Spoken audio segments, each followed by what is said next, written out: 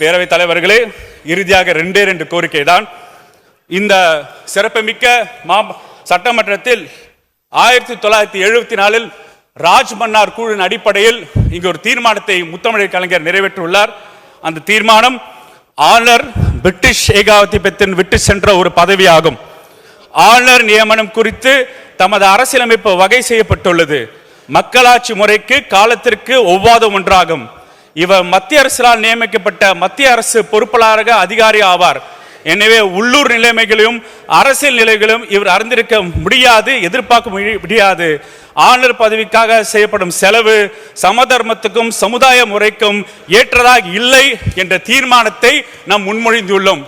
அதன் அடிப்படையில் ஒரு சென்னை வாசியாக, பேரிடர்கள் பார்க்கும் சென்னை வாசியாக கிரீன் காரிடாரை அதிகப்படுத்தும் போன்ற பொறுப்பு நமக்கு இருக்கிறது. மான்கள் சரணாலயத்தை வளர்த்தெடுக்க பொறுப்பு இருக்கிறது. அப்ப ஆளுநர் அவர்கள் should act according to the aid of council of ministers, அதாவது அமைச்சரவை அடிப்படையில் தான் இருக்க வேண்டும். அதனால் அமைச்சர்கள் தங்கும் இடத்தில் அவர்களுக்கு வீடு ஒதுக்கி கொடுக்கிறதுக்கான கோரிக்கை கொடுக்கிறேன். அப்படி அவர் தவறிவிட்டால் நீதிபதிகள் அப்பப்ப நீதிமன்றங்கள் தீர்ப்பு கொண்டு ஆளுநருக்கு பாடம் நடத்தி கொண்டிருக்கார்கள்.